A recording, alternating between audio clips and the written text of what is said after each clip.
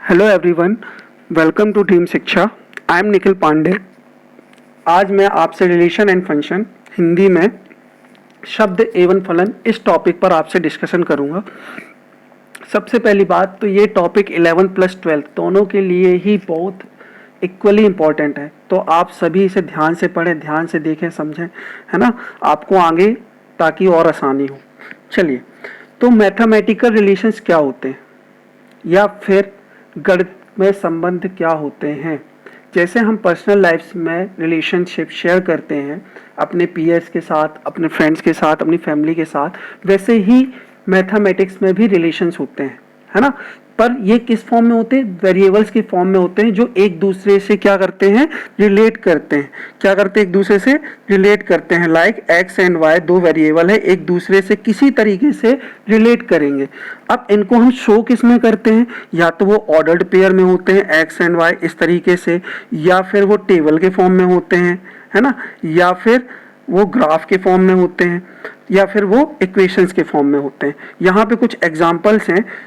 ये जो फर्स्ट है वो x वेरिएबल है और दूसरा क्या है? y variable. इस तरीके से ये एग्जांपल्स है। Number of dogs, number of cats, number of points, number of shots, variables हैं ये different different. How practising, number of points, boyfriend age, girlfriend age, है ना, 1 2, है ना, -1 4। तो ये क्या है? वेरिएबल्स है।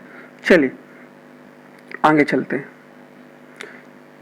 अब एक पॉइंट है, if it is a relationship, अगर यह संबंध है तो क्या does that make it a function? तो क्या यह फंक्शन भी होगा? चलिए बात करते हैं। नो। क्यों नो? यहाँ पे एक एग्जाम्पल है। यहाँ पे 3 आदमी हैं, 3 दोस्त हैं, है ना।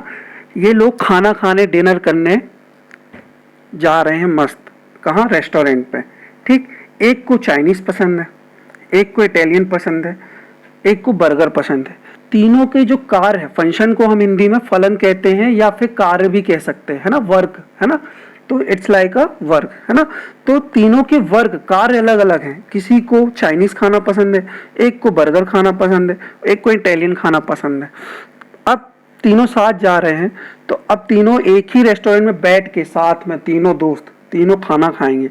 तो क्या ऑल फंक्शन, तो इससे ऑल फंक्शंस आर रिलेशन। वो साथ में खाना खा रहे हैं बट संबंध तो शेयर कर रहे हैं ना, है ना।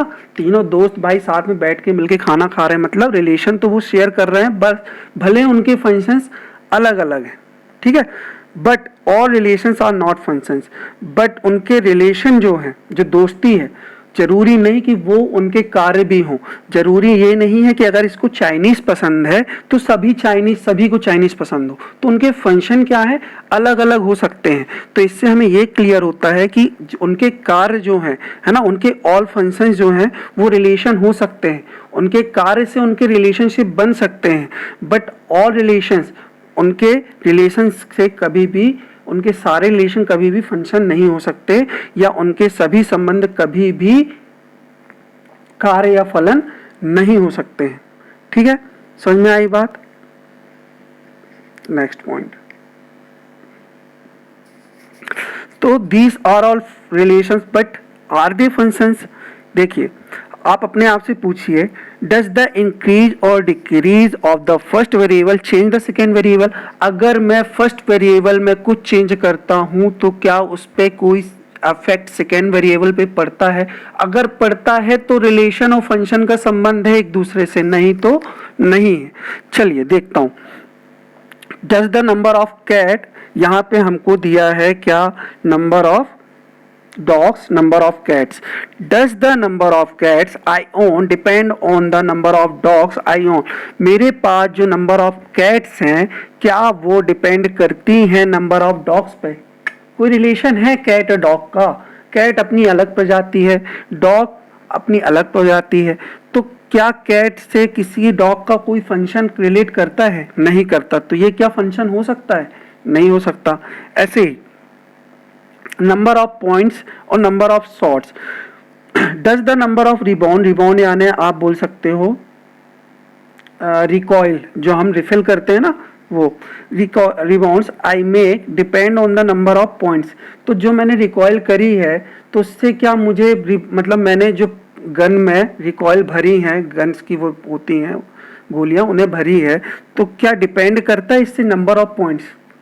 कोई रिलेशन है? कोई फंक्शन नहीं है, कोई रिलेशन नहीं बन रहा। सो क्या ये फंक्शन है? कोई फंक्शन नहीं बनता इससे, तो है ना। Does the number of point I score depend on the number of shots I make? Yes, sure. Sorry. तो जो number of points, does the number of point I score depend on the number of shots I make? तो जितने shots मैं मारूंगा उतने मुझे points मिलेंगे। तो क्या फंक्शन बन रहा है? हाँ। क्यों? क्योंकि मैं फंक्शन कर रहा हूं ना, मैं नंबर ऑफ शॉट्स मार रहा हूं ना, तो नंबर ऑफ शॉट्स जितने मारूंगा उतने ही मुझे क्या मिलेंगे? पॉइंट्स मिलेंगे। तो इस तरीके से ये क्या हुआ? फंक्शन हुआ। समझ में आया? चलिए आगे चलते हैं। Domain and range, domain and और सीमा। Within each relationship each variable has a sets of values, है ना। तो हर रिलेशनशिप में सेट्स ऑफ वैल्यूज होती है, जैसे यहाँ पे x है और y है। The first variable independent variable value is the part of the domain. ठीक है, ये जो फर्स्ट वेरिएबल होता है उसको हम क्या कहते हैं? डोमेन कहते हैं। और जो अपने आप में क्या होता है? इंडिपेंडेंट होता है, उसे किसी से कोई मतलब नहीं होता है। And the second variable value is the part of the range. और जो ये सेकेंड वेरिएबल होता है वो क्या होता है? रेंज होता है। और ये डिपेंडेंट वेरिएबल होता है। तो पहला वेरिएबल क्या होता है? हमेशा डोमेन होता है, और जो कि इंडिपेंडेंट होता है। और सेकेंड वेरिएबल क्या होता है? y, रेंज होती है उसकी, या की सीमा होती है, जो कि डिपेंडेंट होती है। ठीक, चलिए एक एग्जांपल करते हैं। For the first 3 basketball game this year, the relationship between the number of rebounds and the number of points is shown at 28, 60, 25, 48, 15, 52। तो ये एक्स वाई वेरिएबल अलग फॉर्म में 3 बार दिए हैं, है ना, 3 बास्केट बॉल गेम्स के लिए। तो इसका डोमेन क्या होगा? याद रखना, डोमेन या रेंज जब भी लिखोगे सबसे पहले सबसे लीस्ट वाला आएगा, सबसे छोटा वाला आएगा, फिर उसके बाद उससे बड़ा आएगा, है ना। तो याद रखना। तो सबसे छोटा डोमेन का सबसे छोटा डोमेन क्या है? यहाँ पे 15, ठीक है, लिख दिया। फिर सबसे छोटा क्या है इसके बाद? 25 और फिर 28। फिर रेंज क्या है इसकी? 60, 48, 52। सबसे छोटा कौन सा है? 48। फिर उसके बाद 52, फिर क्या है? 60। इस तरीके से डोमेन एंड रेंज होते हैं। जो फर्स्ट वेरिएबल होता है x, उसे हम क्या कहते हैं? डोमेन कहते हैं। और सेकेंड वेरिएबल जो y होता है उसे हम क्या कहते हैं? रेंज कहते हैं, या फिर सीमा कहते हैं, है ना। और हमेशा डोमेन और रेंज को लीस्ट से ग्रेटेस्ट में लिखते हैं। पहले सबसे छोटा लिखेंगे, फिर उससे बड़ा लिखेंगे। ठीक, चलिए। My first period, class 6th student, look at the relationship of each student, number of dogs, number of cats। मेरी क्लास के 6 स्टूडेंट रिलेशनशिप देख रहे हैं किसके बीच में? नंबर ऑफ डॉग्स और नंबर ऑफ कैट्स के बीच में। किसके बीच में? नंबर ऑफ डॉग्स और नंबर ऑफ कैट्स के बीच में। चलिए, तो ये रिलेशनशिप है, एक्स वाई वेरिएबल ऐसे हैं। तो आपको आंसर्स करना है, आप अपने आप को जज करिए। 3 क्वेश्चन है। If Julie had 3 dogs, could you reasonably predict the number of cats she has? Is this a function? What is the domain and range of this situation? तो आपको ये क्या करना है? इसके आंसर्स देना है।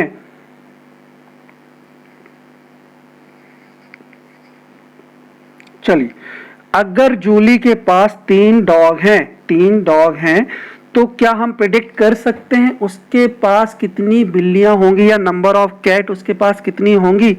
अब आप मुझे बताओ, मैंने पहले भी समझाया है, number of number of dogs मेरे पास जो हैं और नंबर ऑफ कैट्स जो होंगी मेरे पास, उसके बीच में आपस में कोई रिलेशन बनता है क्या? है ना, कोई फंक्शन बनता है क्या?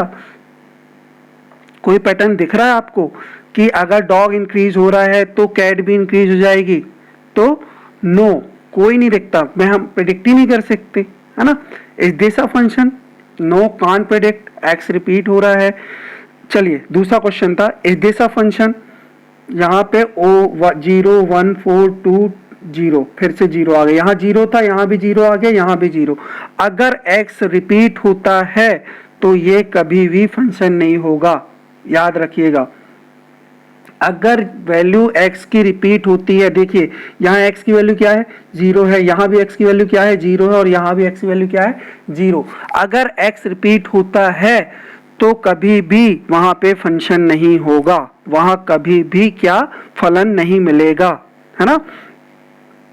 अगली बात, what is the domain and range for this situation.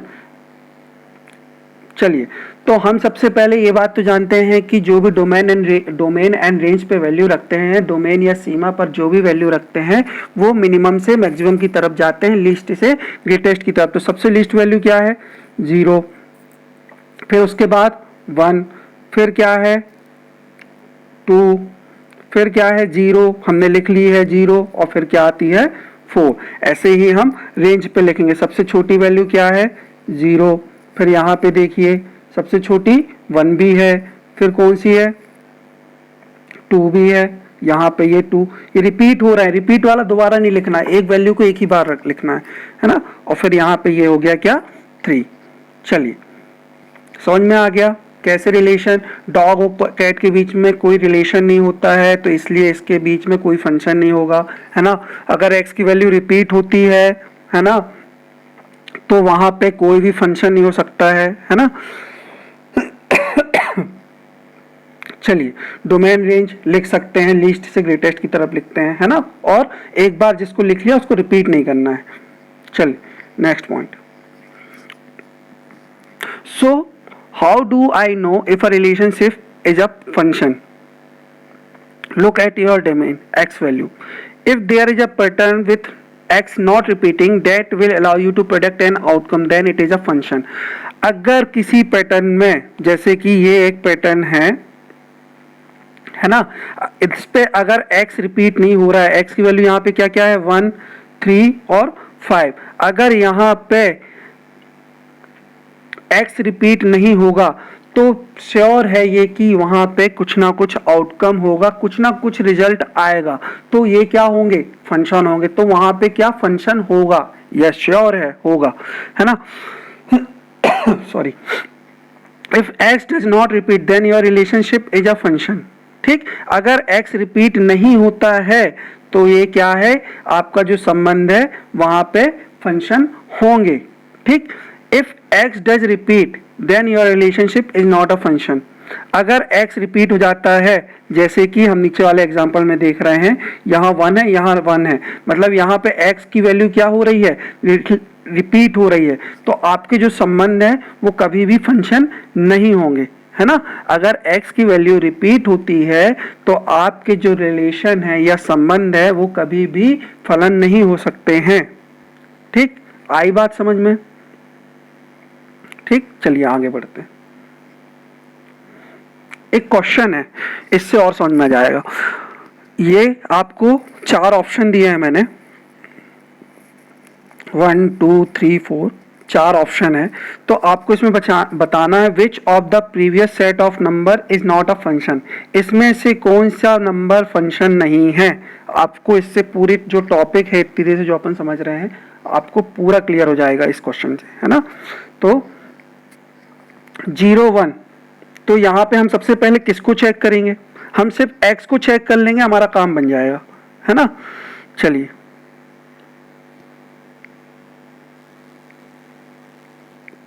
x को चेक करते हैं।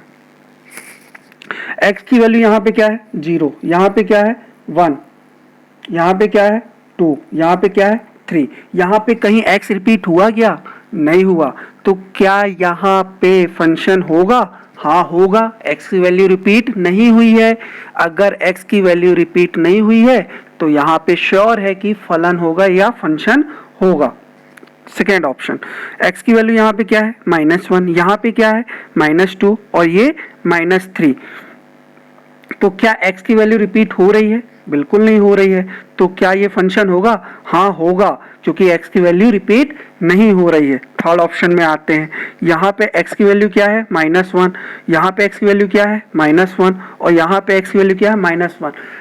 x की वैल्यू रिपीट हो रही है, हाँ हो रही है, तो यहाँ पे फंक्शन नहीं होगा। जब x की वैल्यू रिपीट होगी तो फंक्शन नहीं होगा, x की वैल्यू रिपीट नहीं होगी तो वहां पे फलन जरूर होगा।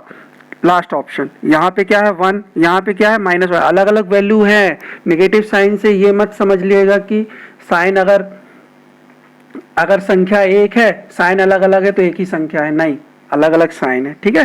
तो 1 -1 -2 और 2 तो अलग अलग संख्या है ना। भले साइन अलग मतलब संख्या सेम है पर साइन अलग अलग है तो इसका मतलब डिफरेंट संख्या हुई, है ना, डिफरेंट नंबर्स हुए, ठीक।